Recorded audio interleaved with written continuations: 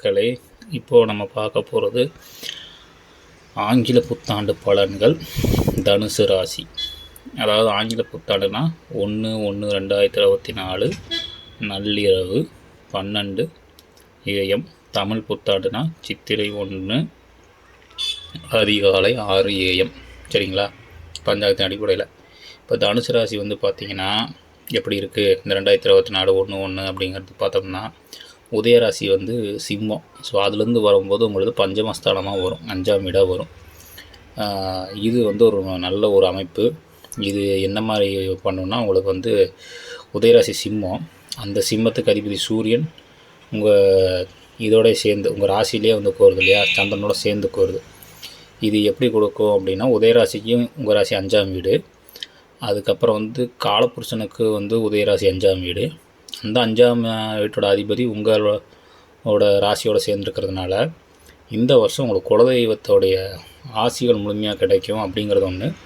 குலதெய்வ வழிபாடு செய்கிறது நல்லது. இந்த குலதெய்வத்துக்கு போகாதவங்க, குலதெய்வத்தை கண்டுக்காதவங்க, குலதெய்வம்னா என்ன அப்படிங்கிற ரேஞ்சுக்கு இருக்கிறவங்கெல்லாம் இந்த வருடம் இத்தனை வருஷம் போகலினா கூட இந்த வருஷம் கொஞ்சம் குலதெய்வத்துக்கு போய் உங்கள் குலதெய்வத்தோடைய வழிபாடு முறை என்னவோ, அது சைவமா அசைவமா, அது எந்த மாதிரியான முறைகள் இருக்கோ, ப்ரொசீஜரோ, அந்த ப்ரொசீஜர்லாம் பண்ணி வழிபட்டுட்டு வாங்க.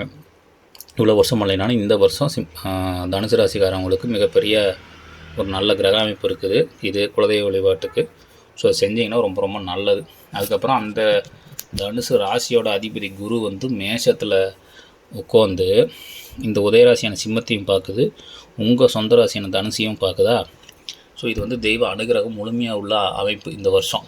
ஸோ அப்போ நீங்கள் என்ன பண்ணணுன்னா, இந்த வருஷம் வந்து குலதெய்வத்துக்கு போகாதவங்க தயவு செஞ்சு இத்தனை வருஷம் போகாட்டம் கூட பரவாயில்ல, இந்த மாதிரி கிரக காம்பினேஷன் வராது பல வருஷங்களாக வர்றதுக்கு. அதனால் நீங்கள் தயவு செஞ்சு போயிட்டு உங்களுடைய இதை குலதெய்வத்துக்கு வந்து நல்லா வழிபாடு செஞ்சுட்டு வாங்க. இந்த வருஷம் செஞ்சுட்டு வந்தீங்கன்னா அதுவே பல வருஷத்துக்கு சார்ஜ் போட்ட மாதிரி தாங்கும். அப்புறம் குழந்தை பாக்கியம் இல்லாதவங்களுக்கு இந்த வருஷம் குழந்தை பாக்கியம் கிடைக்க வாய்ப்பு ரொம்ப அதிகம். யாருன்னா தனுசு ராசிக்கு. ஸோ தனுசு ராசி வந்து குழந்தை அமைப்பு இல்லை இவ்வளோ வருஷமான, இந்த வருஷம் முயற்சி பண்ணுங்கள், நிச்சயம் அமைப்பு உண்டு. கடவுளுடைய அனுகிரகம் முழுமையாக உண்டு குரு பார்வை இருக்கிறதுனால உங்கள் ராசிக்கு. ஆனால் ஒன்று இதெல்லாம் திரும்ப கோச்சாரத்தின் அடிப்படையில் சுயஜாதகத்தோட கிரக அமைப்புகள் சாதகமாக இருந்து தசாபுத்திகள் சாதகமாக இருந்தால் 100% குழந்தை பாக்கியம் நிச்சயம் கிடைக்கும். ஆனால் இது வந்து புத்தாண்டு பலனுங்கிறதுனால அதன் அடிப்படையில் கோச்சாரத்தின் அனுசரித்து நம்ம சொல்லும்போது இந்த அமைப்பு. ஸோ குலதெய்வத்தின் ஆசையும் குழந்தை பாக்கியமும் முழுமையாக கிடைக்கக்கூடிய ஆண்டு இந்த ஆண்டு தனுசு ராசிக்கு. லைக் பண்ணுங்கள், ஷேர் பண்ணுங்கள், சப்ஸ்கிரைப் பண்ணுங்கள், கமெண்ட் பண்ணுங்கள். நன்றி மக்களே.